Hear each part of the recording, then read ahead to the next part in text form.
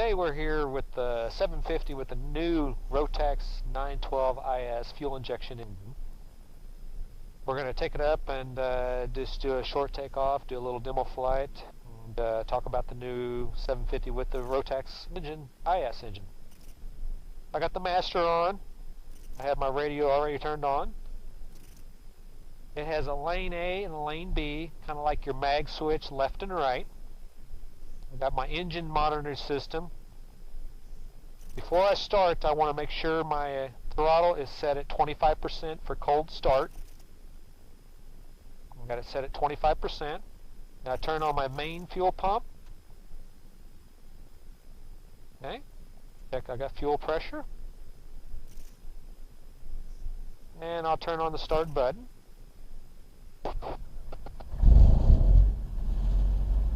And I have oil pressure there.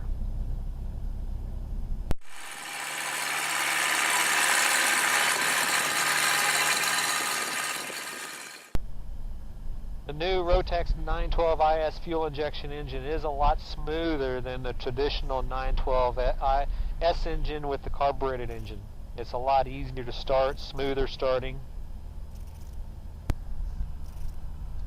Okay, we're going to start taxiing out to the runway. We're just going to show you the proper technique on a short takeoff and a nice gentle climb, and then a few turns, come back around and do a nice short landing.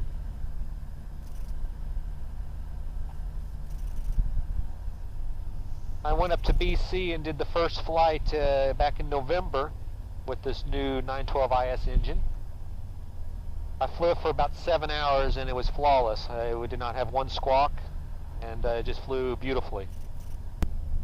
I've got 2 alternators, 2 ignitions, a main fuel pump, a backup fuel pump, and I know there's backup sensors on there, so everything is redundant.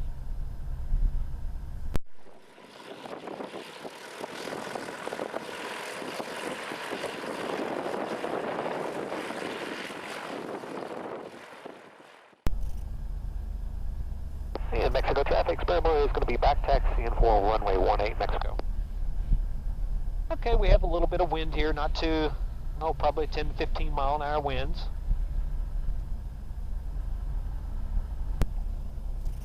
Rotax, it takes a little bit longer to warm up before you're allowed to take off. You want your oil temperature and your water temperature to get up to the at least the green line. They flew it down here from Canada just the other day, and it was about a 1,500 mile trip, and their average burn was about 3.8 to 4 gallons an hour, that's awesome. It's just, it's unheard of. And the average speed, I think it was about 95 miles an hour. You just can't beat that, burning 4 gallons an hour. I do have a display here that tells me my fuel burn. And I'll mention that once we get up in the air, what our fuel burn is and then what percentage of power I'm using.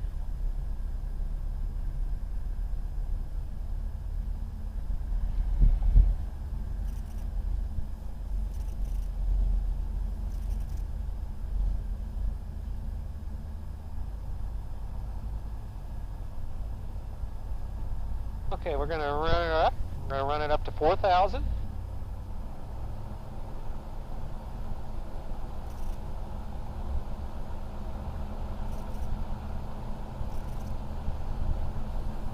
We're going to check each ignition, lane A and lane B. We're going to turn off lane A. The light should come on for lane A. And our B circuit is actually working. Turn the A back on, and we're going to go turn the B off and check that. Okay, B's off, A's on.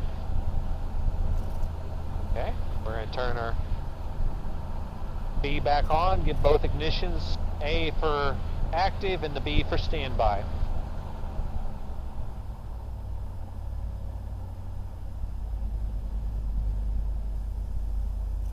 Our oil temperature starting to go up into the green.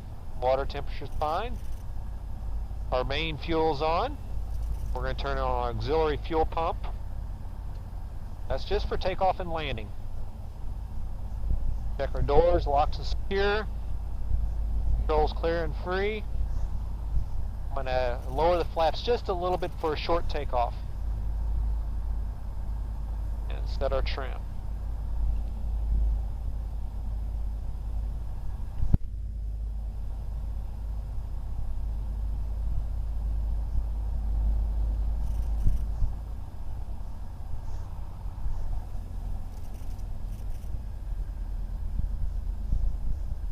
Setting up for a short takeoff, I like to have about half flaps, and I'll have the stick all the way back like I'm doing a soft field takeoff. The nose will come up almost immediately, and then I lower the nose just a little bit, and then she'll fly right on off. So you're actually not riding on the nose wheel more than just a few feet.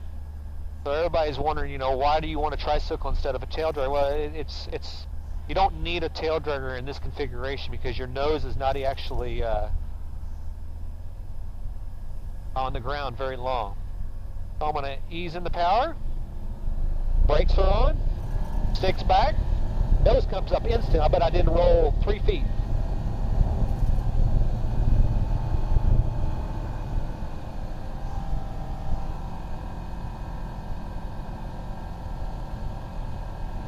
It's a little choppy today.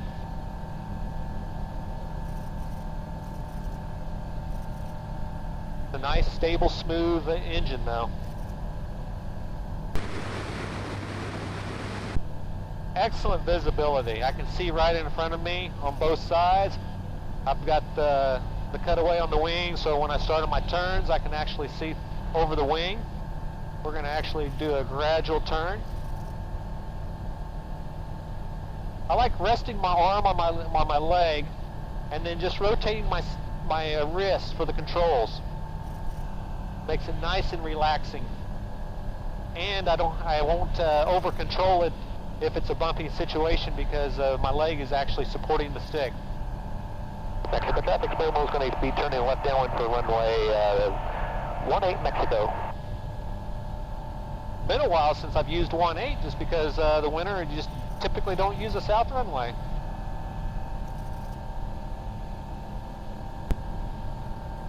And we'll bring up the flaps. We've got it on downwind now, and we'll use full flaps probably for landing.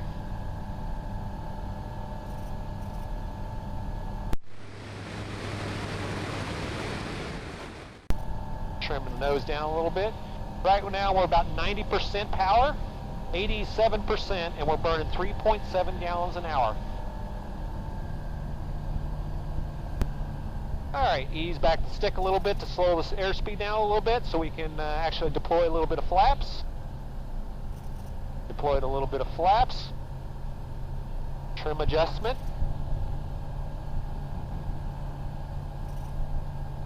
Mexico traffic, Memo returning base to final for 18 Mexico.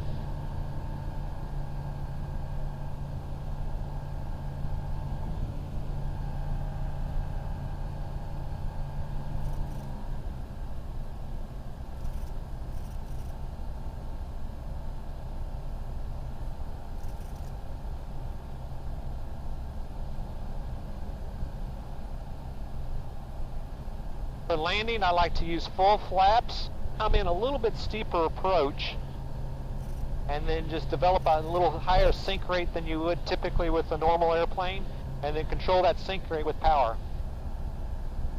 Now you can do a normal landing, but you're going to come in lower, and you're going to use up a little bit more runway by doing that approach.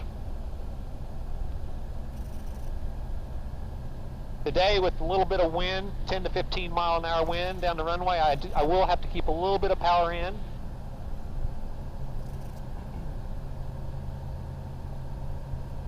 Grabbing a little bit, the wind's off my left a little bit, about 30 degrees.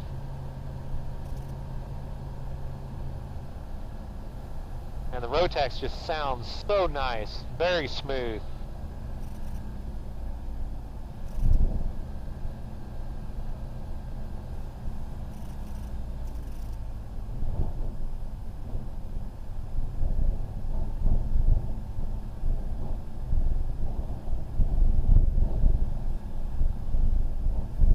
And we'll set up, keep the nose up, chop the power, and stick all the way back. And we probably rolled, 100 feet. I wasn't trying to land the shortest that I could.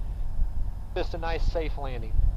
And once you touch down, you can actually add just a little bit of power and keep the stick back and keep that nose off the runway if you're going into a riverbed or something like that, to rough terrain.